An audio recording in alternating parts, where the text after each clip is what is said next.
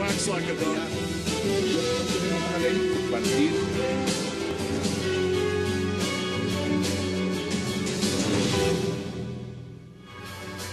Bienvenidos a 360 grados, una visión global de la noticia, un espacio para debatir sobre todo lo que sucede en Colombia y en el mundo. Y hoy empezaremos 360 hablando de un proceso convertido en una telenovela que hoy terminó con un final feliz. Hablamos, por supuesto, del caso de Valery Domínguez, una historia donde el amor hizo cometer un delito. El juez 38 de conocimiento de la capital determinó absolver a la ex reina nacional de la belleza, la barranquillera Valery Domínguez Tarud, declarándola así inocente en el escándalo del agroingreso seguro, donde aplicó a un subsidio de 306 millones de pesos engañada por su novio Juan Manuel Dávila. ¿Qué pasó en este caso? ¿Salvó a Valery el amor, las lágrimas o su costosa defensa? Lo debatiremos esta noche aquí en 360. Y nuestro segundo tema de debate será el triunfo una vez más de Hugo Chávez en los comicios para gobernar Venezuela por 6 años y así completar 20 años en el poder. Chávez, que desde 1999 está al mando, se impuso a Enrique Capriles Radonsky por más de 10 puntos, 55% a 44.3% y una diferencia de 1.5 millones de votos, según los últimos datos del Consejo Nacional Electoral. ¿Por qué razones ganó Hugo Chávez y qué futuro viene para la oposición que logró una participación histórica? Esta noche, tema de debate aquí en 360 grados. No se vayan, ya regresamos. Wax like a dog. Tenemos una ley compartir.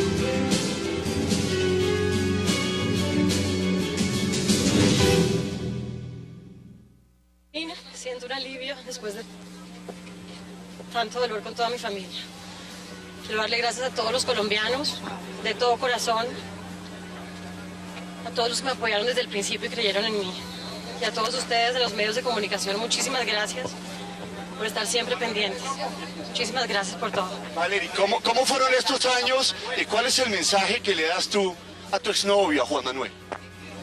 Fueron 3 años muy difíciles, muy difíciles. Y arrancamos de inmediato este debate sobre el caso de Valery Domínguez y para debatir le doy la bienvenida a Mildred Hartman, a Fabio Umar y a Francisco Bernate. Qué placer tenerlos esta noche y gracias por aceptar la invitación. Muchas gracias por invitarme. Bien, Muchas gracias. Fabio, empiezo con usted. Gracias. ¿Qué significa? ¿Esperaba usted este fallo? No, no me lo esperaba. Pensé, y aquí lo dije un par de veces, que tenía las previsiones en que ella iba a ser condenada. Sin embargo, debo decir que pues, se ha hecho justicia. Este es un fallo en derecho, que no correspondiera con mi opinión o con mi criterio o con la previsión que yo tenía, pues ni más faltaba. La mía es una más de tantos abogados que nos movemos en esta materia. Se hizo justicia, no podemos incurrir en el error que normalmente se incurre, y es que cuando una persona es declarada culpable, entonces todos decimos que se ha cometido justicia, que se ha realizado la justicia, y cuando es inocente decimos que hay impunidad. Aquí lo que se hizo fue justicia, el juez falló, no conocemos el texto de la sentencia, lo que sucedió hoy es simplemente como el sentido del fallo, lo que se va a expresar posteriormente en la sentencia, y eso está, me parece bien, me parece un éxito para la defensa, un éxito para Valery, y hay que decirlo, me parece muy complicado para la Fiscalía desde el punto de vista de agroingreso seguro. Creo que le corre pierna arriba a la Fiscalía, un tema muy complicado, muy difícil, vamos a ver qué pasa. ¿Estás de acuerdo? Mildred, ¿usted qué opina al respecto? Pues yo también creo que el fallo es un fallo, en el breve resumen que alcanzó a dar el juez, un fallo bien sustentado. Difícil que hubiera una absolución, sobre todo porque jugarse por el elemento subjetivo, es decir, por ella no tenía la intención y no tenía el conocimiento, siempre es una defensa muy difícil. Cuando la conducta objetiva se enmarca dentro del delito, es difícil defenderse, digamos, con el elemento de si la persona sabía o no sabía lo que estaba haciendo. Entonces me pareció pues lo mismo que Fabio, un poco un triunfo muy grande de la defensa. Además un riesgo, ustedes lo habían dicho en programas anteriores, es decir, ponerla en juicio, llevarla a juicio de por sí no es nada fácil. Claro. Ahora, ¿usted se esperaba el fallo? Claro. ¿Sí era tan optimista? Pero por supuesto, yo pues naturalmente con las buenas noches para ustedes y para toda nuestra audiencia, yo sí tengo que pasar hoy una factura de cobro, porque yo en 2 programas aquí me la jugué solo. Yo dije, la van a declarar inocente. Cuando las voces se alzaban, ¿por qué no preacordaron? Eso debió haberse hecho por otra vía, yo dije que no, que tenía el mejor abogado y tenía la mejor defensa. Hoy lo demostró. Hoy lo demostró. Y esa señora es inocente. Y ahora, el tema sí me parece que es claro que todo no queda aquí, ¿no? Las cosas siguen. Ahora viene apelación y casación y tutela y contratutela. Bueno, esto es un desastre, pero yo sí creo realmente que el país... Ahora, la invitación que yo le hago al país es ocupémonos de los temas serios. Dejemos que la microagenda manipule la macroagenda. A ver, vamos a hacer las audiencias de las masacres, vamos a hablar de la masacre del Salado, o seguimos hablando de Valery Domínguez y seguimos hablando de Colmenares. Ahora, una apreciación que hizo el doctor Umar, yo la quiero suscribir. Aquí hay un revés para la Fiscalía. Lo preocupante es que es el cuarto en menos de un mes. El señor Carlos Cárdenas recuperó la libertad con unos testigos que realmente no tienen mucho que decir. En el mega escándalo de la DIAN se anunciaron capturas, investigaciones, el medio país estaba involucrado, una sola condenada, 23 años, no pasó nada. Sigifredo López declarado inocente, Valery Domínguez declarada inocente. ¿Qué está pasando? Mire, ¿hacia dónde vamos? Punto importante, porque aquí empezamos a mirar la coyuntura. Esto está implícitamente ligado al caso de AIS, Agroingreso Seguro. Así es. Mire, los Dávila fueron condenados hace apenas unos días a 22 meses. ¿Usted qué opina de esa condena y además de ese preacuerdo, teniendo en cuenta que de alguna u otra forma pudo tener influencia sobre este fallo? Pues yo pienso que el boom que se armó y la expectativa, gran expectativa que creó la Fiscalía hace ya unos años, es que vamos a acabar con el desfalco más grande en el agro de Colombia. Lo dijeron en varias audiencias. El peor delito que se ha cometido, las cantidades además de los subsidios eran absolutamente escandalosas. Y todo se va desinflando, se va desinflando, se va desinflando vertiginosamente, hasta el punto que yo como ciudadana... Creo que todos los ciudadanos tenemos que hacernos la pregunta de decir, bueno, toda esa expectativa que me crearon... Todo ese boom que creó la Fiscalía. Para que supuestamente quienes se apropiaron de los dineros tengan 22 meses de prisión, es casi ridículo. Frente a la opinión pública, ¿qué significa eso, Fabio? 22 meses de prisión. Son 22 meses de prisión preacordados. Para la opinión que nos está viendo en este momento, ¿qué quiere decir un preacuerdo? Un preacuerdo es que se evita precisamente todo lo que hizo la señorita Valery Domínguez, ir a un juicio. El preacuerdo es un contrato entre la Fiscalía y la Defensa en la cual las partes, es decir, los investigados, asumen la responsabilidad y acuerdan su pena. ¿A cambio de qué? De que la rebaja exista, de que las penas sean menores, de que haya una serie de gabelas, por decirlo de alguna forma. De admitir que se iba a robar dinero del Estado. Pero los devolvió. Es que los señores están condenados, a diferencia de Valery Domínguez, que está absuelta. Hoy está absuelta. Estoy de acuerdo con el doctor Bernate, falta la casación y faltan los recursos propios de la ley, pero los señores Dávila están condenados sin posibilidad de interponer recursos. Tuvieron que devolver el dinero que presuntamente se habían o que se apropiaron, porque ya no es presunta la apropiación. Y la señorita Valery se fue a juicio y venció. Entonces yo creo que el mensaje para la ciudadanía es que es un sistema acusatorio que funciona, un sistema acusatorio que da garantías, donde se condena a quien se debe condenar y se absuelve a quien se debe absolver. Mire, veamos, aparte justamente de lo que fue esa audiencia el día de hoy, esta tarde justamente, veamos.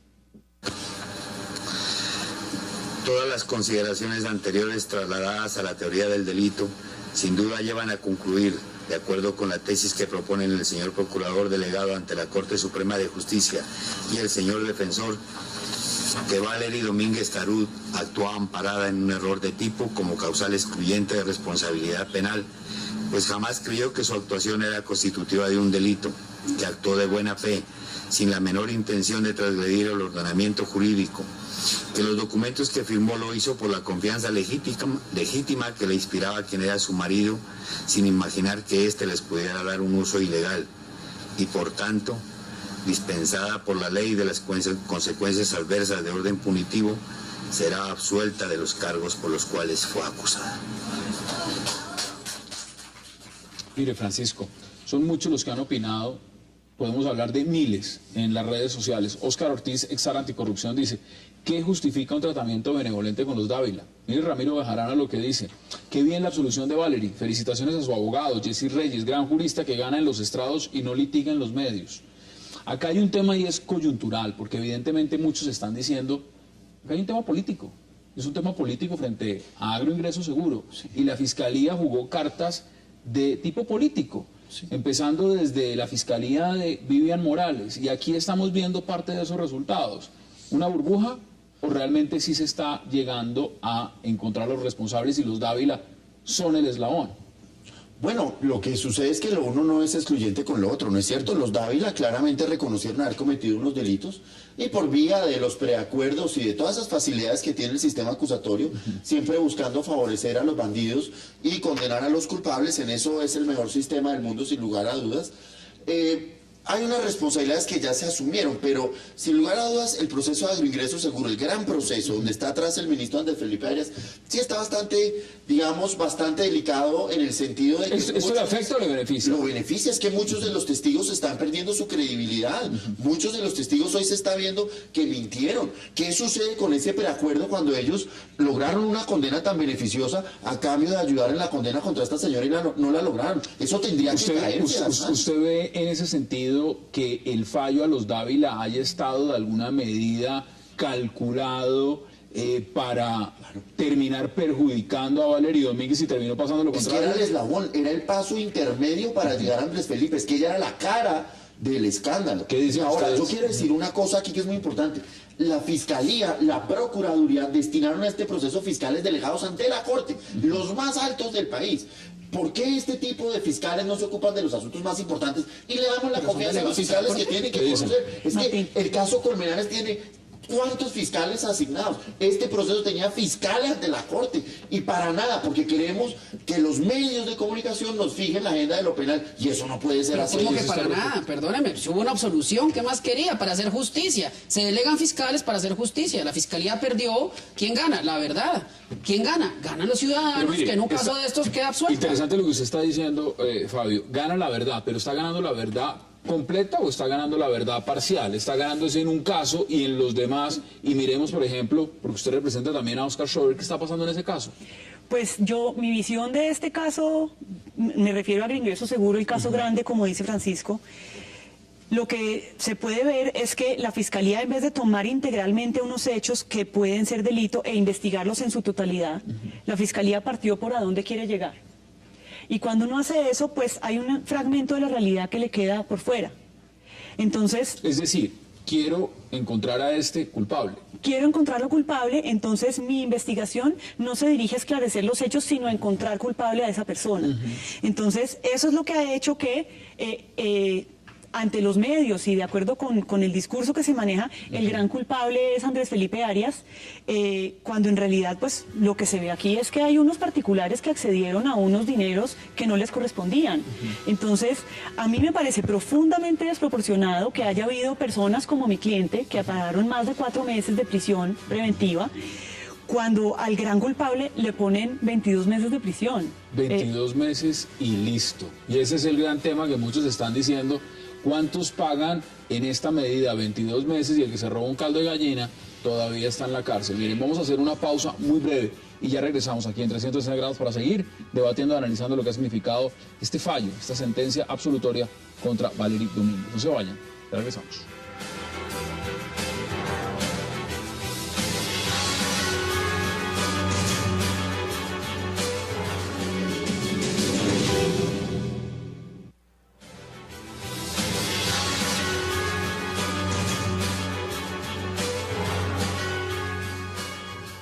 Regresamos a 360 grados, estamos viendo imágenes, por supuesto, de lo que fue el reinado de Valery Domínguez. Mire, antes de que fuéramos a la pausa se está explicando un punto importante, porque acá hay que plantear un caso de estos tecnócratas, de estas personas que estuvieron en el Ministerio de Agricultura llevando este proceso, este AIS.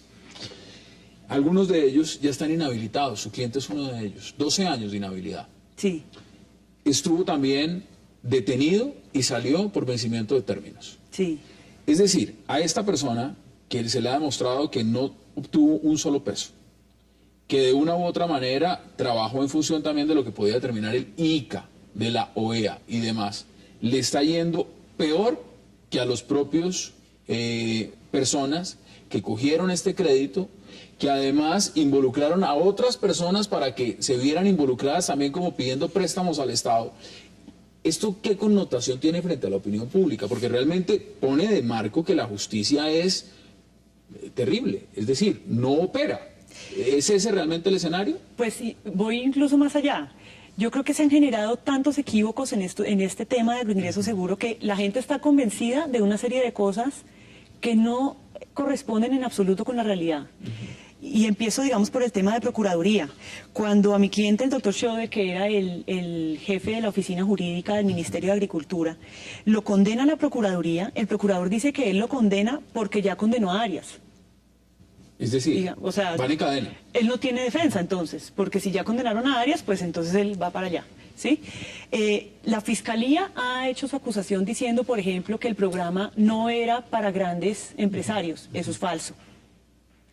La Fiscalía ha hecho su acusación basándose en que la modalidad de contratación estuvo mal seleccionada. Ese es el núcleo de la acusación contra mi cliente. Resulta que 20 años antes y hoy en día se sigue contratando con la misma modalidad, con el mismo fundamento jurídico. Es más, uno de los convenios por los cuales mi cliente fue a la cárcel está vigente hoy. Con este porque lo Ministerio de reactivó Cultura. este ministerio. Mire, ¿qué siente su cliente, por ejemplo, en este caso cuando ve este fallo a favor de Valery Domínguez? ¿Qué siente su cliente? Pues él siente que a él lo metieron preso en detención preventiva, no le dieron detención domiciliaria a pesar de que cumplía con los requisitos, estuvo 4 meses preso y realmente es como si todo se dirigiera con un ahínco muy grande hacia los funcionarios del ministerio y lo demás prácticamente no importa. Francisco, usted ha sido un crítico muy grande de lo que significa el sistema penal acusatorio. En este caso, ahora veámoslo en la práctica, porque aquí había una defensa de primer nivel, usted lo ha dicho, eso es un abogado reconocido, un gran penalista. Sin duda alguna. Si una persona en estas mismas circunstancias no tiene la capacidad de tener este abogado, ¿qué le hubiera pasado? No, es que el sistema acusatorio es un sistema elitista. El sistema acusatorio supone que los colombianos tenemos para pagar, no uno, porque como hay que estar en audiencias todos los días, hay que tener mínimo 3 abogados de primera línea. Hay que pagar investigadores para demostrar mis pruebas y otros investigadores que van contra las pruebas. Yo pregunto, ¿es justo un sistema judicial en el cual solamente el 4% de los colombianos tendremos posibilidades reales de defendernos? A mi juicio, no. Pero yo quiero agregar una serie de cosas. En estos megaprocesos, los que se están yendo presos son funcionarios de escritorio. ¿Qué pasó en el caso de Agregreso Seguro? Funcionarios que cumplieron con su trabajo. ¿Qué pasó en el caso del IDU? ¿Quiénes son los que han ido llegando a acuerdos y están pagando esto con prisión? Funcionarios de escritorio. Los que se lucraron con esto, todos tranquilos, todos en la calle. Y no, pues termina pagando 22 Eso es una vergüenza. ¿Cómo puede usted poner una medida de aseguramiento contra un tipo como Oscar Schroeder, un abogado, un tipo de familia, un tipo que tiene un trabajo, y acá cualquier argumento se volvió válido para mandar a la cárcel a una persona? Pero peor que eso, para dejarlo en la cárcel, porque ahora nos inventamos el argumento, yo no sé cómo calificarlo, y según el cual la complejidad de la investigación es la que determina que usted tenga que pasar su vida en la cárcel. O sea, ya estamos peor que la Alemania nazi. Esto es peor que la dictadura de la Argentina. ¿Usted lo ve tan grave, Fabio? No, pero por Dios, es que aquí el doctor Bernate nos compara el imperio de la ley, el funcionamiento de los juzgados con las exterminaciones masivas nazis y de Argentina. No, evidentemente el sistema acusatorio tiene problemas, pero es que todos los sistemas de enjuiciamiento penal tienen problemas. La ley 600 pues también tenía problemas, también era elitista, pero eso no lo decimos nosotros, ya lo decía Kafka en sus escritos. O sea, no nos vengamos a inventar la rueda, doctor Bernate, aquí, por favor. Claro, se requieren abogados calificados, sí, en este y en todos los procesos, en este y en todos los países. Miremos cómo funciona en Estados Unidos el sistema acusatorio allá. No, pues todo se negocia. Todo se negocia y se requieren buenos abogados para la defensa, como se requieren buenos médicos para tratar enfermedades. Usted lo dice, mire, un buen abogado es un abogado costoso. Sí, es Pero así. es que, ¿qué pasaba antes? ¿Qué pasaba en la ley 600? Y ahí sí estoy pues en profundo desacuerdo con mi querido Francisco, porque en la ley 600, si yo no tengo plata para un abogado, me asignan un abogado de oficio al que nadie le paga. Sí. Hoy en día está la Defensoría Pública y, por supuesto, en este sistema, en el antiguo, en el que sea, el que tiene plata para pagar un mejor abogado, pues va a tener una mejor defensa. No creo yo que eso esté ligado al sistema acusatorio. Yo creo que es una realidad, además de todos los países de América Latina, que más del 90% de las personas que están en la cárcel son pobres. Están todos de acuerdo en que aquí el factor mediático es lo que ha primado. Es decir, si esto no fuera un proceso tan mediático, realmente esto pasa en Palo Quemado todos los días. Y pasa con casos más graves. El problema es que con el sistema penal acusatorio nos volvimos una justicia show, una justicia light. Aquí lo profundo dio paso a lo trivial. Y lo que vimos hoy fue un rarísimo caso de un juez muy juicioso, muy serio, que privilegió el fondo sobre la forma. Pero si nosotros miramos aquí, los procesos se parecen cada vez más a estos programas que vemos por la televisión, a los de la mañana. ¿Cuánto puede costar una defensa de este tipo? No, yo no tengo no sé, pero pues son defensas millonarias realmente. Sí. Más de lo que vale el apartamento de cada uno de nosotros, sin duda. Sí. No, yo no tengo apartamento propio, yo no sé, honestamente, yo le quiero ser sincero, pero es que el punto no es ese. Yo creo que el punto aquí es que esto se ha vuelto mediático realmente es porque hay una ex reina y porque hay un tema de belleza y de familias nobles, por decirlo de alguna forma, pero es que todo el sistema acusatorio da pie para que sea mediático. Pero es que, pero también usted lo pone, permite entrar las cámaras. Pero usted lo pone en un contexto interesante. Mire, usted dice, realmente no es el tema de la defensa. Aquí hay una familia que comete un delito, entrega los dineros y sencillamente dice, cometí el delito y me voy a un preacuerdo. Sí. De un preacuerdo y le dan 22 meses. Sí. Eso, frente a la opinión pública y frente a muchas personas, una persona sin ningún tipo de recurso económico que se roba un caldo de gallina, no tiene cómo pagar un abogado e inmediatamente va detenido a la cárcel modelo y allá se puede quedar 2 años. Sí. ¿Ese marco realmente no es un absurdo total? Es decir, no necesariamente porque es que el preacuerdo o lo que se buscan con las figuras del preacuerdo es ahorrarle tiempo y energía y medios a la fiscalía. La fiscalía dice, yo me ahorro o el Estado dice, yo me ahorro una cantidad de medios, de investigadores, de recursos y por el contrario, si usted acepta los cargos, yo le entrego una pena desproporcionadamente baja, si quiere verlo así. Pero eso está bien, es que esos son los sistemas. Perdóneme, entonces, ¿qué ganamos con que siempre se venzan los términos, siempre haya prescripciones, como nos venía sucediendo, no avancen los procesos y en 20 años nos digan que ese proceso prescribió porque la fiscalía no pudo investigar? Perdóneme, yo prefiero gente, entre comillas, condenada con penas irrisorias de 22 meses, sabiendo que son culpables, obligando a que devuelvan el dinero y sirviendo de testigo incluso para obtener sentencias como estas. Vamos a mirar qué tan buenos testigos pueden ser después de estas sentencias. No, pues malísimos, por malísimos para la fiscalía. Hagamos una pausa muy breve aquí en 360 y ya regresamos con sus invitados para seguir analizando y debatiendo lo que ha significado este fallo el día de hoy a favor de Valery Domínguez. No se vayan, ya regresamos.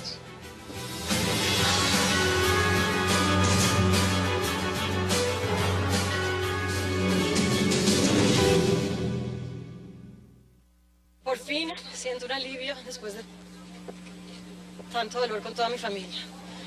Quiero darle gracias a todos los colombianos, de todo corazón, a todos los que me apoyaron desde el principio y creyeron en mí. Y a todos ustedes de los medios de comunicación, muchísimas gracias por estar siempre pendientes. Muchísimas gracias por todo. Valery, ¿cómo fueron estos años y cuál es el mensaje que le das tú a tu exnovio, a Juan Manuel? Fueron 3 años muy difíciles, muy difíciles.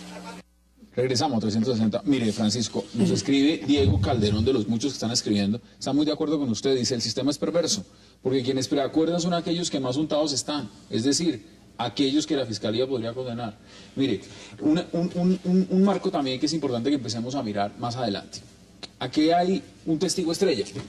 Se trata de Juan Manuel Dávila. Sí. Un testigo estrella que supuestamente es la estrella de la Fiscalía contra, por ejemplo, el ministro Arias. Después de que uno ve entrevistas y temas donde está diciendo que no lo conoce, que realmente ve uno esta situación, ¿qué tanto puede ser estrella ese testigo o es todo lo contrario? No, yo insisto y digamos no quisiera particularizar en el caso de Juan Manuel Dávila o digamos o tal testigo. Yo creo que la Fiscalía realmente sí tiene cuesta arriba, como siempre lo ha tenido, pero en este caso me parece que es más evidente que va a tener que reforzar poderosamente todo su esquema de ataque, por decirlo de alguna forma, en el caso del exministro. El exministro está defendido por uno de los mejores penalistas, un expresidente de la Corte Suprema de Justicia. Tiene el mejor tribunal de juzgamiento, que es la Sala Penal de la Corte Suprema de Justicia. Entonces, el requisito de exigencia o de precisión, pues es mucho mayor, se supone. Pues yo ya creo que este es un testigo bastante regular, digamos, en términos de pensar llevarlo al juicio de Andrés Felipe Arias. Yo no sé si la Fiscalía vaya a desistir del testimonio, lo cual es perfectamente factible. ¿Puede hacerlo? Puede hacerlo haciendo unas consideraciones técnicas que no vienen al caso, pero podría hacerlo, realmente podría hacerlo. Es importante notar lo que decía el doctor Bernat al principio. A este proceso de la ex reina de belleza todavía le queda el recurso de apelación y eventualmente el recurso de casación. ¿Y se irá a todas esas instancias? Y la tutela contra la tutela, y el Tribunal Disciplinario de la DIMAYOR, aquí los procesos no terminan nunca. Pero esto es una vergüenza, esto es una pena lo que tenemos hoy en día, Hassan, esto no es serio. Usted es de lo más pesimista que hay. Sí, el sistema acusatorio ya demostró que no puede ni condenar a los culpables ni absolver a los inocentes. Lo que vimos hoy es el triunfo de un derecho penal garantista que construimos los seres humanos durante 500 años. Un derecho penal profundo, una ciencia, no una cosa light. Pero yo quiero aquí plantear lo siguiente, estamos hablando sobre preacuerdos. Entonces, ¿qué es lo que está sucediendo en la práctica? A usted lo llama la fiscalía y le dice, tengo una investigación en contra suya, tengo una investigación muy delicada. Mañana voy a pedir la audiencia de imputación en contra suya, voy a llenar la sala de medios de comunicación, le voy a imputar 30 delitos y lo voy a mandar a la cárcel. ¿O quiere que arreglemos? Entonces, ¿qué hace la gente? Pues se muere del susto y arreglamos y terminan condenados por el delito que cometieron. Pero mire, interesante, o sea, no ganamos nada. El ejemplo que usted pone acá es todo lo contrario. Es decir, aquí dijo, yo me voy a juicio. No me voy a ir a un preacuerdo. Me quieren meter... Es que las críticas del doctor Bernate tan no son serias que este ejemplo precisamente derrumba su teoría, doctor Bernate. Dice que es un sistema que no es garantista, que es un sistema que no funciona. Y en este caso estamos viendo que los culpables, que son los Dávila, son culpables y están condenados. Y que la inocente, que es la reina de belleza, está inocente. Perdóneme, si eso no es funcionar, yo entonces no sé qué es. Mire, no es solamente el caso de Valery Domínguez, porque volvamos a uno de los temas fundamentales de lo que significa todo esto. Esto es un paquete muy grande. Esto es agroingreso. Sí, claro. Seguro.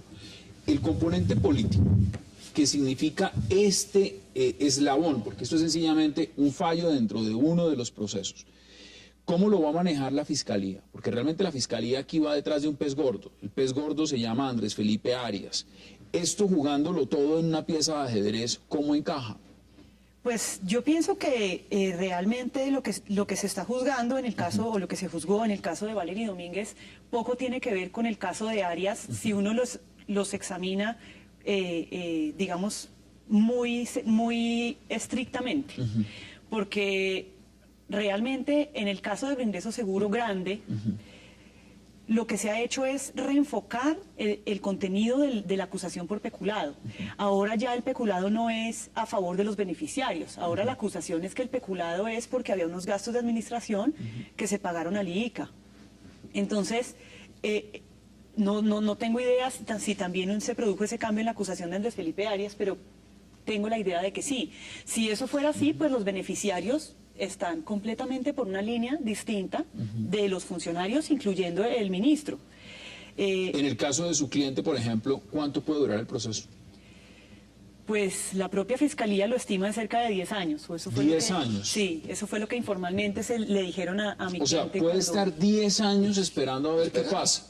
Claro. 10 años. Y en 10 años lo pueden condenar. En 10 años lo pueden condenar, pero además uno no mete preso a alguien si no tiene motivos tan serios como, por ejemplo, que lo hagan pensar que no va a salir por vencimiento de términos. O sea, ese cálculo de la Fiscalía ya nos muestra que ellos contaban con la salida con el vencimiento de términos y que lo que usaron fue la detención preventiva como mecanismo de presión, o sea, y no para los fines que dice la ley. O sea, llegue a un preacuerdo, condénese rápido, haga como los Dávila, sencillamente diga soy culpable, lo condenamos a 22 meses y se evita usted la situación de que nos vayamos a vencimiento de términos, que esté detenido 5 meses o 4 meses y aparte de eso que su proceso dure 10 años. Y lo voy a detener y le voy a tirar los medios y acabo con la persona y acabo con la presunción de inocencia. ¿Eso es un sistema justo? Pero espérate un momento, Francisco, porque si hay un tema. En el sistema inquisitivo, digamos, en el sistema anterior, yo tuve la oportunidad de trabajar en ese sistema unos pocos años y lo que me di cuenta es que la gran diferencia con este es que nunca nadie sabe qué hay en esos procesos. En la ley 600 los medios nunca se enteran qué hay, nunca nadie sabe qué hay. Si aquí estamos viendo un grandísimo divorcio entre lo que se dice en los medios de comunicación y lo que hay en el proceso, por lo menos los medios conocen lo que hay en el proceso. Imagínate la facilidad de manipulación que hay con eso. Corrupción. Y de corrupción cuando uno no conoce, cuando los medios no se van a leer el expediente. ¿Sí? Entonces, a mí me parece que, claro, tiene sus costos que los medios pueden entrar en las audiencias y vuelve esto, yo estoy segura de que si Valery Domínguez no hubiera sido reina de belleza, no la hubieran llevado a juicio. No, pues si no fuera tan mediático, evidentemente, tampoco hubiera tenido la cobertura que ha tenido y no estaríamos nosotros sentados en esta mesa hablando del tema. Yo desde el principio he dicho eso, donde entran las cámaras sale la corrupción, donde entran los medios sale la mediocridad. Nosotros estamos delante de un fiscal profesional, perdió su teoría del caso, perfecto, no pasa nada, la perdió, pero es que los colombianos estábamos acostumbrados a acostarnos una noche y al día siguiente levantarnos y encontrar sentencias condenatorias o absolutorias sin saber quién las profirió, sin saber por qué las profirieron, y así fue. Pero frente a la presión de los medios, ¿no estaba también, digamos, en este caso el juez, mucho más presionado a condenar, a decir... Por eso, y fíjese que aún así absuelve, aún así absuelve. Fíjese la grandeza de la justicia, la grandeza de ese juez y la grandeza del sistema acusatorio. La grandeza del sistema acusatorio. No estoy muy de acuerdo. No, yo estoy de acuerdo con la grandeza de la justicia y la del juez, pero a ver, ¿dónde está la grandeza del sistema acusatorio? Si la mitad de las audiencias se les fue leyendo papeles, si tuvimos que esperar 3 años para que la declararan inocente, ¿por qué no la declararon inocente desde la fiscalía? Si ella apenas hace 2 meses se vino a enterar de los cargos contra ella, ¿dónde está la grandeza del sistema acusatorio cuando su defensa no pudo decirle al fiscal, no siga con esto, ten en cuenta estos elementos? ¿Dónde está la grandeza del sistema acusatorio? Ahí ella muy claro lo dice, fueron 3 años, y aquí tuvimos la oportunidad de analizar y debatir parte de las audiencias pasadas donde se destapó todas las intimidades de cómo vivía, de si se golpeaban, de si no se golpeaban, de qué implicaba realmente toda una relación personal para llegar a lo que es este fallo. Pero es que yo creo que yo lo veo desde otra perspectiva muy diferente, y es que el problema aquí es que ella nunca debió haber ido a juicio, y en eso estamos de acuerdo. Ese no es el caso que hay que llevar a juicio. Mire, ese no es. Pero ¿qué había pasado en la ley 600, Francisco? ¿Se habría demorado menos de 3 años? No. Pues la investigación duraba 958 días en promedio, solo la instrucción. ¿Y qué pasa con el sistema acusatorio? 1200 días. Está durando una investigación. Acá nos dijeron un cuento. Nos dijeron que el 80% de los casos se van a resolver por preacuerdos. No lo están aplicando ni en el 40% de los casos. El principio de oportunidad de resolver el 50% de los casos se aplica en el 0.2%. Y si lo aplican, usted se pone bravo diciendo que es que se cometen impunidades. Es que así, es muy difícil. Acá hay otro tema, y es el siguiente. Aquí se pusieron a los Dávila contra Valery Domínguez. Es decir, esa es la estrategia que usó la Fiscalía. Sí. Poner a este grupo... ¿No hubiera sido más fácil al revés? Por supuesto. Poner a Valery contra los Dávila. No solo más fácil, más sensato, porque es que el problema, yo no veo que el problema sea el sistema acusatorio. Yo creo que el problema es cómo se ha manejado, digamos, llamémoslo genéricamente, las políticas de sometimiento siempre en Colombia. Y es... hacen unas rebajas de penas, digamos, para que uno pueda acoger a una persona que pertenece a una organización criminal, pero digamos de un perfil más bajo, para con su testimonio desarticular la totalidad de la organización criminal. Es decir, pero, de abajo hacia arriba. De abajo hacia arriba, pero ¿qué se ha hecho siempre? Lo que se ha hecho siempre es aplicarle la política de sometimiento al capo. Y esa no es la idea. Y eso es lo que están haciendo la mayoría de procesos, es decir, de arriba hacia abajo, es totalmente al revés. Al revés, innecesario, y estoy de acuerdo con que hubiera sido mucho más lógico tener a Valery Domínguez de testigo de cargo, que es como técnicamente se llama, en contra de un juicio que se hubiera podido adelantar, creo yo que con mayor favorabilidad para la teoría del caso de la Fiscalía en contra de los señores Dávila, la familia Dávila. Eso es así. Estuvieron bien asesorados los señores Dávila, que están asesorados por un excelentísimo penalista, que es el doctor Prías, que lo que hizo fue percatarse de esa situación y decir, firmemos un preacuerdo, devolvamos el dinero y quedémonos con 22 meses. ¿Cuáles son sus conclusiones? Porque quiero que empecemos a dar conclusiones brevemente cada uno en un minuto. Esto no se queda como está, evidentemente hoy es un día de un triunfo para Valery Domínguez, pero usted lo decía, aquí queda más instancias. ¿La Fiscalía va a acudir a esas instancias? ¿Usted cree que deje esto así? Esperaría que no, ya es una persona inocente cuya vida ha sido expuesta ante toda la sociedad. Yo creo que ya hay que dejar esa pelea ahí y mostrarle al país de pronto los casos realmente importantes, que la microagenda no ocupe todo el espacio de la opinión pública y discutamos realmente si lo que nosotros queremos es una justicia light, una justicia mediatizada, una justicia... o si queremos algo de fondo como sucedía antes y que las personas tengan los derechos que establece la ley, que todos los colombianos tengamos derecho a una defensa, que tenga yo el derecho a conocer los cargos contra los que me estoy defendiendo. No premiemos al sinvergüenza, que por alguna vez esto sea el ejemplo que se replique en todos los casos. Por Dios, ganó el bueno. Eso es 1 en 100 casos. No. Aquí siempre ganan los malos. No, señor. Conclusiones. Me parece un día importante para el sistema acusatorio, un día importante para la justicia. Creo que se ha hecho justicia. Me parece que el juicio ha sido un juicio ejemplar en manos de un gran penalista como el doctor Reyes. Y bueno, esperar, yo me imagino y creo que es de suponer que la Fiscalía va a hacer uso de los recursos de ley, no me cabe la menor duda. Creo que si no lo hace daría un muy mal mensaje y es decir que todo esto fue un capricho.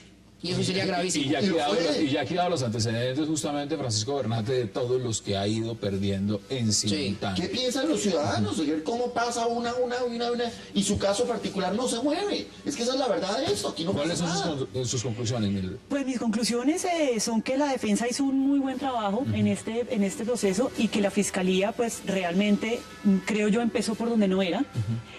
Creo que la Fiscalía tiene que reenfocarse y ubicar bien cuáles son las prioridades para la ciudadanía, no para la Fiscalía, no para una persona, para otra, sino qué es lo que espera la ciudadanía, cuáles son las expectativas que la propia Fiscalía genera y responder de una mejor manera a esas expectativas, porque lo que hemos tenido hasta ahora en Agroingreso Seguro es un conjunto de frustraciones.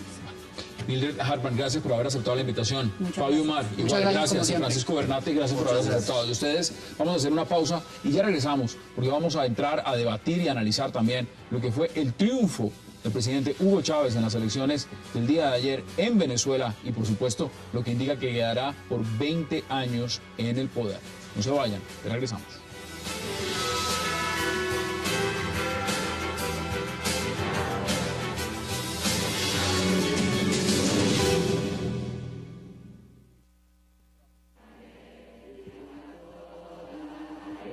Y pido a Dios que me dé vida y salud para seguirle sirviendo cada día más y mejor al pueblo venezolano.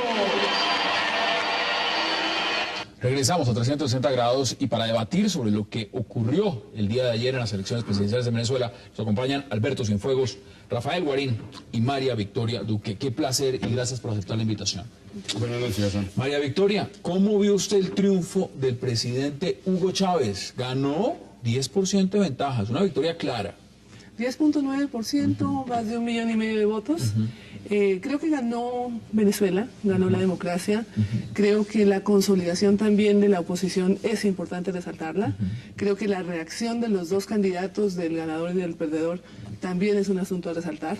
Y creo que esto da elementos de análisis suficientes como para que conversemos. Y para que tengamos un muy buen debate. ¿Usted está de acuerdo, Rafael? Yo creo que hay varias cosas que opinar sobre este tema. Primero, creo que se debe resaltar la altísima participación ciudadana, 80%, ayer se hablaba que eran 84%, hoy ya las cifras bajado hasta 82%. de 80%, que es sumamente positivo, porque además muestra que hay una politización de la sociedad venezolana alrededor del debate político entre revolucionarios y contrarrevolucionarios, para utilizar el lenguaje chavista. Segunda cuestión, me parece que ganó el populismo rentable, el populismo genera resultados electorales, la manera en que se despilfarra el dinero en Venezuela y esa red clientelista que se ha creado por parte de la revolución bolivariana a partir de programas asistencialistas ha dado resultado, está demostrado el día de ayer.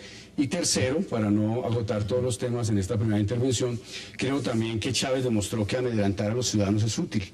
Recuerde usted que a mediados de septiembre el presidente Chávez habló que si ganaba la derecha, si perdía él, habría una guerra civil en Venezuela. Una semana después señaló que lo que evitaría esa guerra civil, ese espanto, fue la palabra que utilizó, es que él continuará al frente de Venezuela. Vea usted. Alberto, bienvenido. ¿Y cuál es su análisis? ¿Está de acuerdo con Rafael o está más de acuerdo con María Victoria? Muchas gracias. Es altamente probable que esté más cerca de María Victoria, pero quisiera examinar con detenimiento uno de los aspectos en los que se centra la primera salida de Rafael. Yo creo que el análisis nos puede ayudar a entender una transformación del régimen venezolano. Estamos ante una transformación del régimen venezolano y estamos ante una circunstancia. Esto es, el régimen venezolano tiene pretensiones hegemónicas en una sociedad dividida. Y para mí esa característica de sociedad dividida es una limitante a la pretensión hegemónica del régimen venezolano. Es un primer punto sobre el cual llamaría la atención. Estoy completamente de acuerdo. En segundo lugar, sí, no te preocupes. En segundo lugar, hay un elemento que quisiera destacar. Estamos ante el amago de tendencia de estabilización de una base social y política del gobierno de Chávez. Saca más o menos la misma votación. 7.400.000 votos, es más o menos la misma votación, lo que nos habla de una estabilidad de la base social y política, vale decir, una estructuración de un partido y un liderazgo que tiene que generar una movilización electoral. Y un tercer elemento que destacaría, la oposición logra subir 2 millones de votos en relación con lo anterior, y en relación con eso me encontraría con un punto que planteas, que destacas y que es significativo. Hay una politización de la sociedad venezolana, y siento que esa politización en esta ocasión benefició a la oposición. Siento que esos 2 millones de votos, habría que verificarlo, pero esos 2 millones de votos es altamente probable que sean producto de la politización reciente de la sociedad venezolana. Puntos importantes que usted está poniendo sobre la mesa. Veamos, por ejemplo, declaraciones de lo que dijo ayer el candidato Enrique Capriles Radonsky y luego volvemos a la mesa de debate. Yo le digo a casi la mitad del país que nadie se sienta perdedor, que crea que se acabó el país. Realmente no alcanzamos a escuchar absolutamente nada. Mire, veamos un punto, porque esto nos da para ampliarlo y por supuesto ustedes pueden retomar sobre lo que han dicho cada uno en la mesa. Pero ¿cuáles son las implicaciones directas de esta victoria de Chávez en Venezuela? ¿Cuál diría usted que son las implicaciones directas, por ejemplo, para Venezuela? Primero, para Venezuela. Yo creo que, mira, yo quisiera antes regresar al punto de la guerra civil que anotaba Rafael, porque incluso hoy la BBC saca un análisis donde dice eso de la guerra civil y la amenaza fue una descontextualización.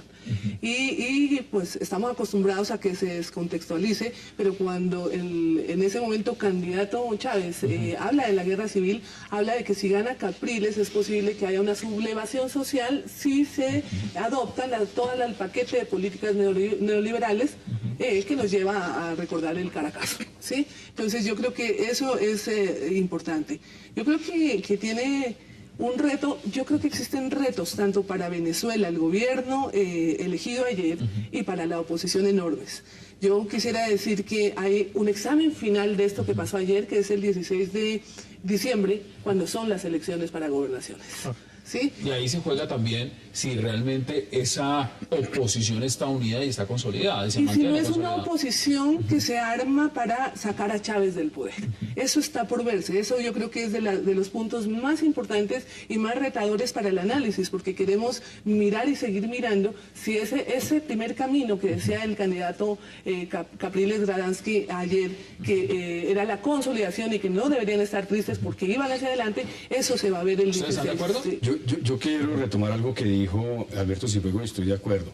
La revolución bolivariana, como todo proyecto revolucionario, tiene pretensiones hegemónicas, que es lo que aparece ayer en los resultados electorales, que esa pretensión tiene serias limitaciones en la democracia, o más bien en la vida política venezolana. ¿Por qué razón? Miren los datos. Mientras la oposición aumenta 8%, en el año 2006 tuvo una votación de 36%, 37%, ayer la tuvo del 44%, es decir, da un salto de 8%, es muy significativo. El chavismo retrocede. El chavismo tuvo el 62% en 2006 y ayer tuvo el 54.14%, un retroceso de 7%. Ayer, paradójicamente, ganó en las urnas el presidente Chávez, pero también encontró un mensaje que además ratifica hoy el Departamento de Estado de los Estados Unidos, y es que hay una oposición fuerte y una oposición organizada. Y un proyecto, para que sea hegemónico, tiene que generar consenso. Lo que vimos ayer es que esa división, esa reacción contra el proyecto revolucionario se está consolidando y está aumentando, lo cual significa un tremendo desafío para Hugo Chávez, pero también una gran oportunidad para que la oposición, que es legítimo, busque, porque además es su razón de ser, sacar a Chávez del poder, lo haga a través de las elecciones en el futuro. Acá hay un tema. Son 6 años. La elección presidencial en Venezuela significa que el presidente Chávez lleva 14. Eso significa que mínimo va a estar 20 años. 20 años Venezuela inmerso en un proceso de profundización de un modelo socialista. ¿Hacia dónde apunta esto después de 20 años? Independientemente del régimen que sea, cuando un solo caudillo permanece en el poder durante tanto tiempo, póngalo en Venezuela, póngalo en Ruanda, póngalo en cualquier país del mundo. ¿Eso qué significa dentro de la institución de la democracia? ¿No es peligroso? A ver, la historia de los pueblos nos marca ciertas particularidades y en el caso de Venezuela simplemente colocaría 2 ejemplos. En el siglo XIX solo durante 4 años hubo gobiernos civiles en Venezuela, caudillos militares, producto de las confrontaciones regionales. Es una característica que nos tiene que hablar de una senda histórica. Los partidos políticos venezolanos eran reputados como un sistema de partidos estable y cohesionado. La literatura politológica es lo que dice hasta antes del Caracazo. No obstante, las élites que controlaban el poder llevan a una situación en el país que hay un colapso del sistema de partidos. De ahí emerge el proyecto de Hugo Chávez. Primer elemento, si se trata de verlo históricamente, las élites tuvieron 150 años para atender lo social y el país está... Y no lo hicieron. Sí, no lo hicieron, digamos, no lo hicieron. Ahora, surge un proyecto, perdóname y redondeo, surge un proyecto y ese proyecto tiene unas características y hay una virtud del proyecto que digamos, no debería trasnochar a quienes están en la otra orilla ideológica. La reconfiguración del régimen político venezolano se da en el marco de la democracia liberal representativa procedimental. Es decir, las elecciones. Sí, claro.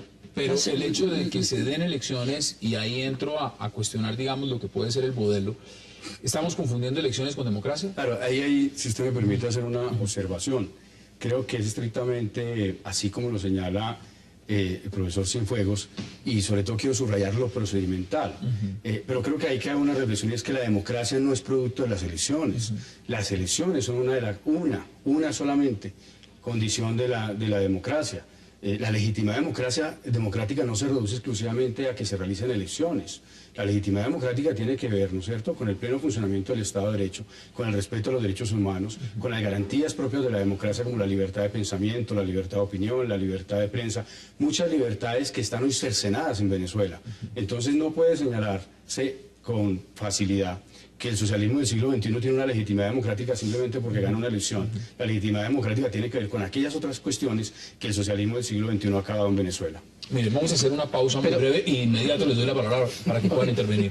Hagamos una pausa y ya regresamos aquí en 360 grados para seguir debatiendo y analizando lo que significó el triunfo del presidente Hugo Chávez el día de ayer en las elecciones presidenciales en Venezuela. No se vayan, ya regresamos.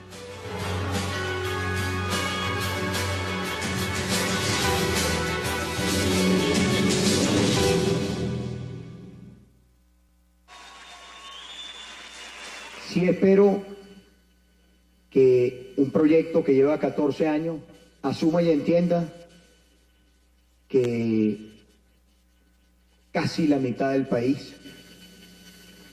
no está de acuerdo con esta opción, que hoy pues se mantiene en el poder. Yo pido a quienes hoy se mantienen en el poder respeto, consideración y reconocimiento a casi la mitad del país. Ahora Victoria, tiene la palabra. Sí, yo creo que siguiendo a Capriles y diciendo respeto y consideración a más de la mitad del país, en efecto, yo no creo que solo las elecciones hagan la democracia y que hay muchas variables que son producto de retos y desafíos que hoy tiene el chavismo para demostrar su talante democrático. Y en efecto estoy de acuerdo contigo, cualquier presidente, cualquier mandatario que use la Constitución y la modifique en beneficio propio, aquí y en cualquier parte, a mí me parece que es un atentado contra la democracia, y eso también ha pasado en Venezuela. Pero un punto que me parece importante y es ¿dónde está esa oposición? ¿Dónde está esa real alternativa de un poder político real que durante 14 años de descontento no ha podido organizarse alrededor de un proyecto político real? ¿Sí? ¿Dónde está esa oposición que presente una alternativa? Por eso yo decía antes que el 16 de diciembre será el examen final, y por eso decía que le sirve a la democracia y le sirve a Venezuela el hecho de que hayan tenido más de 6 millones, casi 6 millones y medio de personas que están diciendo estamos en la oposición. Muestra la polarización. Ahora, ¿sí? ¿Ustedes están de acuerdo, Alberto? Yo en principio quisiera hacer una precisión. Ni más faltaba que pasara por alto que cuando digo democracia liberal representativa procedimental, no estoy diciendo elecciones y punto. Por supuesto que derechos, garantías, sufragio universal son variables que hay que tener en cuenta a la hora de caracterizar la democracia. Pero nuestras democracias son precarias. Tan precaria la democracia colombiana como precaria la democracia venezolana. Tenemos una precariedad democrática y estamos buscando fortalecerla. De tal manera que a mí me parece que hay que... De tal manera, sí, no estoy colocando como ejemplo Cuba. De tal manera que a mí me parece que es una línea muy delgada entre analista y el discurso político, y en ese caso debemos tratar de ver si nos centramos en analizar o en descalificar. Digamos, para mí la descalificación es legítima y es válida. Es la línea delgada de asumir un papel político y se puede asumir y debatir, ni más faltaba, desde una perspectiva política. Pero desde el punto de vista analítico, a mí me parece que debemos separar siempre que utilizamos el rasero de evaluación para descalificar, porque no coincide con nuestra postura política, plantearlo explícitamente. Aquí hay algo claro. No hay ningún problema en utilizar variables éticas, pero debo explicitarla cuando... Yo lo que creo, Hassan, es que mire, yo no creo en los analistas neutrales ni que posan de neutrales, para hablarlo absolutamente claro.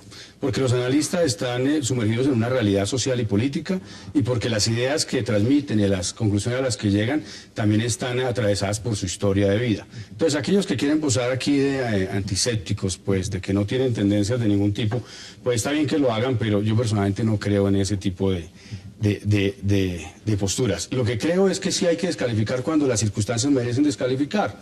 Yo no puedo de ninguna manera tener una actitud diferente frente a la violación de la libertad de opinión de Venezuela o frente a la persecución de la libertad de prensa. No puedo legitimar un régimen político como el venezolano cuando se sustentan este tipo de características. Por supuesto que Colombia tiene dificultades democráticas y tremendas, tanto que tenemos una situación de violencia que está aún por resolver, pero de ningún modo podemos comparar la situación colombiana con lo que ha vivido Venezuela en estos últimos 14 años, que tiene, como usted mismo lo señaló, una pretensión hegemónica propia de una revolución. En Colombia no han existido en los últimos años pretensiones hegemónicas por ningún partido político.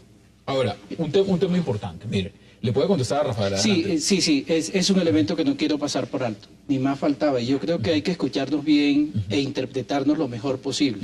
No estoy llamando a una posición asexuada y aséptica, ni más faltaba. Lo que sí reclamo es que cuando se asume un discurso explícitamente político, se diga de manera explícita y lo separemos entonces de lo que es propiamente dicho un análisis que tiene otra pretensión, explicar un fenómeno o comprenderlo.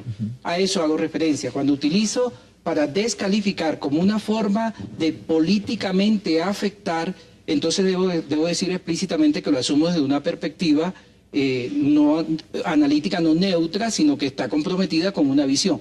Por supuesto que todos estamos filtrados por valoraciones subjetivas, claro, por nuestra historia de vida, nuestra proyección política, por supuesto. Acá hay un tema. Es evidente que Chávez ganó. Ganó por la vía electoral, ganó con una mayoría. Que haya un sector o no que se haya fortalecido como la oposición, todavía no tiene cómo derrotarlo electoralmente. Puede que llegue en un momento, puede que no. Ahora, lo que ocurre en Venezuela no tiene implicaciones solo en Venezuela, tiene implicaciones regionales. Y en el marco de lo regional también hay unos que son ganadores. Y podemos hablar de los Castro en Cuba, podemos hablar del ALBA, podemos hablar de la misma connotación de lo que ha querido proponer el presidente Chávez frente a la CELAC, el rol y la influencia que ha tenido en la OEA, lo que puede significar en su influencia en UNASUR, ahora con su entrada en Mercosur. María Victoria, ¿cómo ve usted este triunfo chavista frente a la región y frente al tema internacional? Yo creo que igual sigue siendo un desafío. Yo creo que la región tiene hoy el desafío de verse como región. La globalización del mundo y la economía mundial nos está impeliendo a que nos veamos como una unidad, como una región y que trabajemos como región. Creo que, en efecto, la economía también y la crisis económica que se está gestando mundialmente y que nos afecta de alguna manera, nos lleva a la preocupación enorme de trabajar como región en las mejores condiciones y en las mejores circunstancias. ¿Usted cree que le sirve el triunfo chavista a la región? Yo creo que le sirve el triunfo chavista a la región siempre y cuando la economía mundial nos ayude como región a plantarnos de frente al mundo como región. Ya le voy a dar la palabra, veamos justamente qué están diciendo desde Cuba frente a lo que significa el triunfo de Hugo Chávez. Mensaje de felicitación, La Habana, 7 de octubre de 2012. Compañero Hugo Rafael Chávez Frías, presidente de la República Bolivariana de Venezuela, en nombre del gobierno y el pueblo de Cuba, te felicito por este histórico triunfo que demuestra la fortaleza de la revolución bolivariana y su incuestionable respaldo popular. Tu decisiva victoria asegura la continuidad de la lucha por la genuina integración de nuestra América. Te reitero nuestra solidaridad y apoyo inquebrantables. Un fuerte abrazo, Raúl Castro Ruiz, presidente de los Consejos de Estado y de Ministros de la República de Cuba.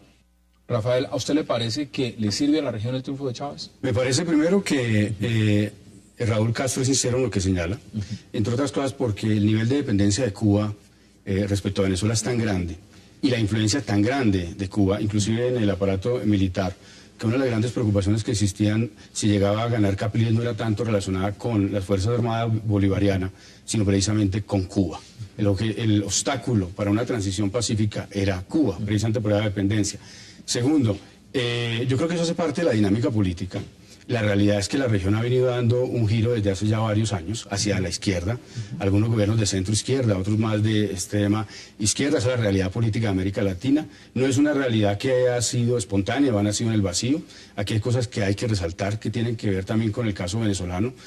Chávez surge de la descomposición de los partidos políticos, del bipartidismo corrupto de COPEI y Acción Democrática, pero también surge de una circunstancia que permite generar unas condiciones para que surjan en otros países de la región proyectos como los de Rafael Correa o los de Daniel Ortega o los de Evo Morales. Y es la implementación de las políticas neoliberales y el fracaso de dichas políticas junto al rechazo ciudadano a los gobiernos que las implementaron. Es lo que ocurrió básicamente en Venezuela y en los demás países de la región. Lo que va a pasar con la reelección del presidente Chávez es que se mantiene esta tendencia de izquierda. Los gobiernos que comparten esa línea política pues tienen un sostén importante para mantenerse. Si es bueno o malo, vamos a ver los resultados. Personalmente creo que es bueno si se profundiza la democracia, no solamente la democracia procedimental que le gusta al profesor Cienfuegos, sino realmente la democracia entendida también como fortalecimiento de las instituciones y del Estado de Derecho. ¿Qué dice usted? Ahí le tiraron el dardo. Sí, insiste Rafael en la descalificación. Pero mire, a mí me parece que la región gana, y la región gana por una razón. Estados Unidos ha visto erosionar el nivel de control geopolítico que tenía en América Latina, en parte por la crisis mexicana, que era su alfil hacia la política latinoamericana, después por el cambio de signo en el gobierno de Argentina, que era el segundo alfil a bordo, de tal manera que se produce un giro en América Latina. En eso coincido, no sé si alegrarme o preocuparme con Rafael, pero se produce un giro geopolítico y hay gobiernos de izquierda. Hay un error cuando analíticamente se cree que gobiernos de izquierda implica que simultáneamente se ha dado un cambio de la población hacia la izquierda. No, tenemos gobiernos de izquierda, pero hay unos rasgos tradicionales de la política tradicional que siguen, manteniéndose en estas sociedades, pero la tendencia con Hugo Chávez, la estabilidad de 6 años para gobernar, es una muestra de esos gobiernos de signo de izquierda que pueden mantener un nivel de articulación y de reconfiguración geopolítica de nuestra región, que se está necesitando porque a la larga la mayoría de nuestros países eran países altamente dependientes, no solo por lo geoeconómico, sino geopolíticamente de Estados Unidos. Es indudable que ha jugado ya una agenda internacional distinta. Mire, vamos a hacer una pausa, la última de esta noche, y ya regresamos con sus invitados para seguir debatiendo y analizando lo que ha significado el triunfo del presidente Hugo Chávez el día de ayer en las elecciones presidenciales de Venezuela. No se vayan, ya regresamos.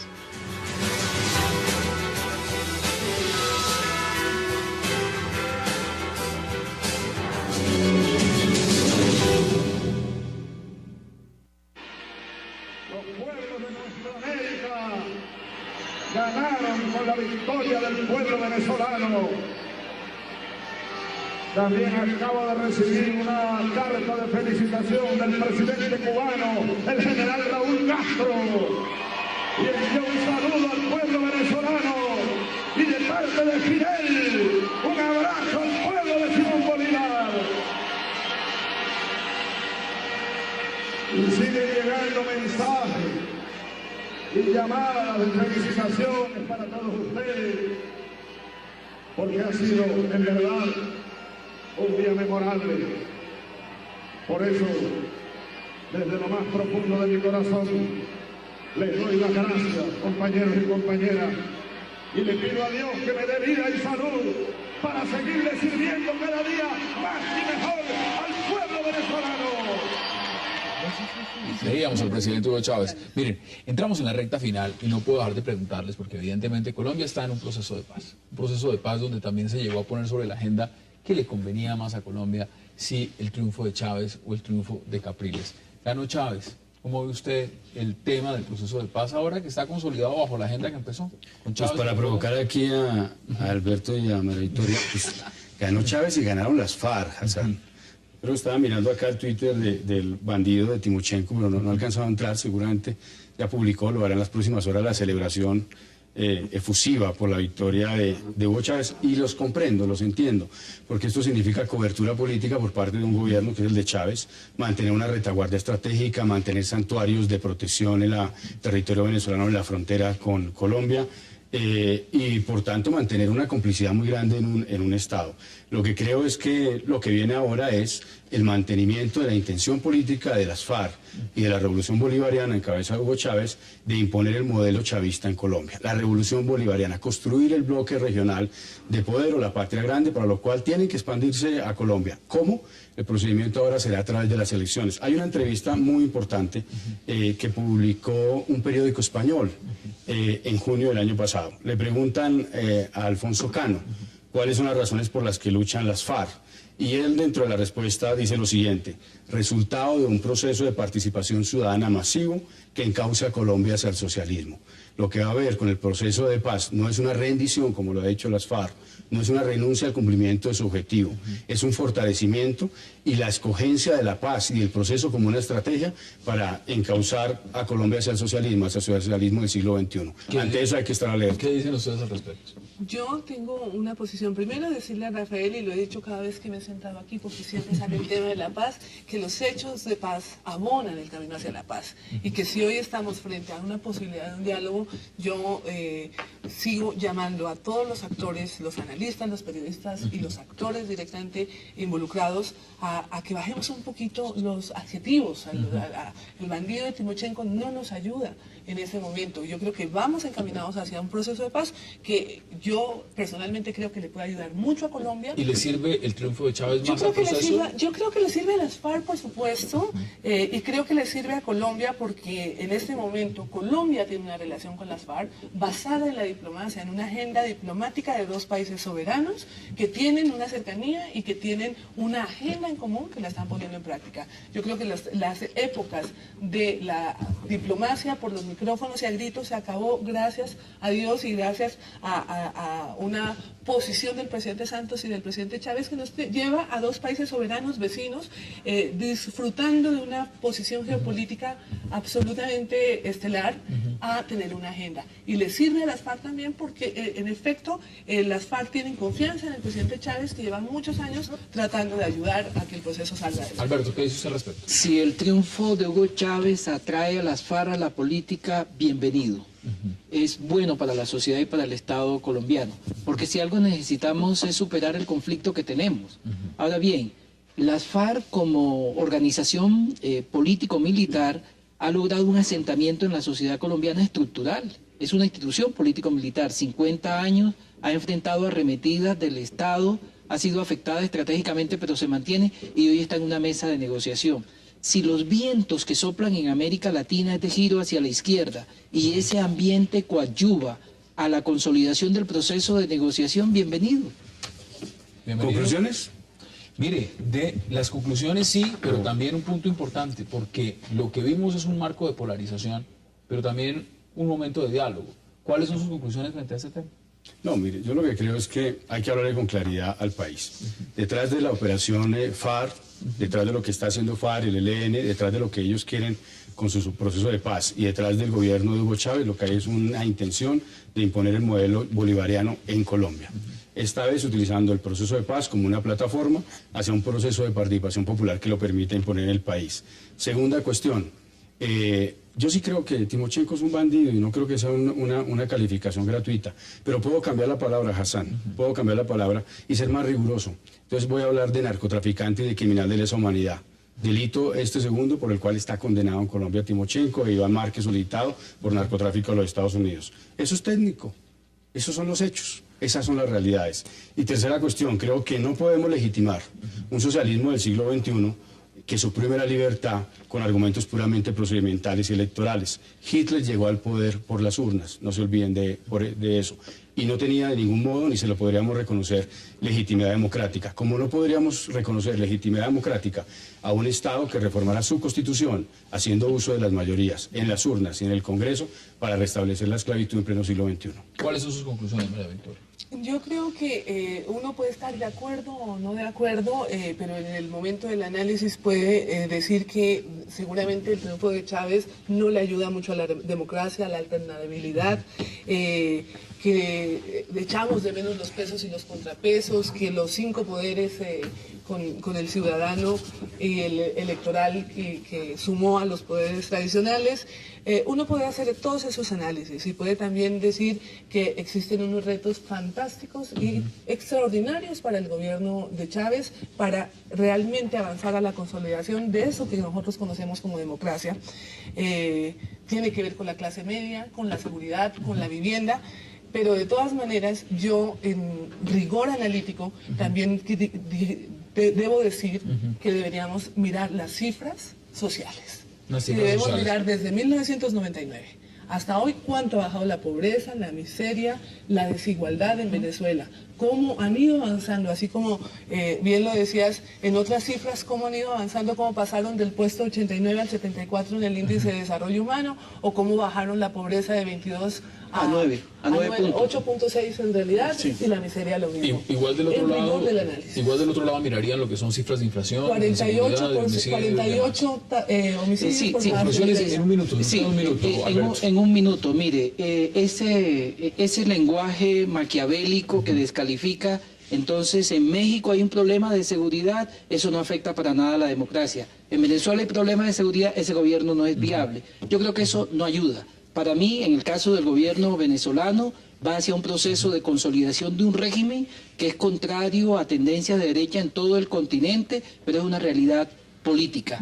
La sociedad venezolana ha tenido una mejoría sustancial en relación con la igualdad y la política social, al punto que en la campaña Capriles se vio forzado a decir que en realidad lo que quería era consolidar la política social que venía agenciando el gobierno de Hugo Chávez. Quedan 15 segundos. Sí, solamente para llamar la atención en el siguiente sentido. Sí, evidentemente hay que hacer el análisis y recoger las estadísticas en materia de avance social, pero no se olviden, la libertad no se puede sacrificar por la igualdad. Debe haber un respeto absoluto frente a los derechos de la libertad y la libertad de estar intacta para poder construir igualdad. María Victoria Duque, gracias por aceptar la invitación. Alberto Cienfuegos, gracias por aceptar la invitación. Y Rafael Guarín, gracias.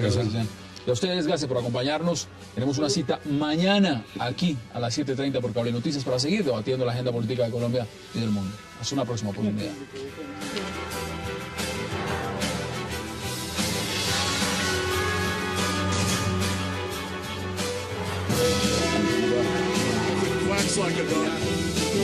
Tenemos una ley compartir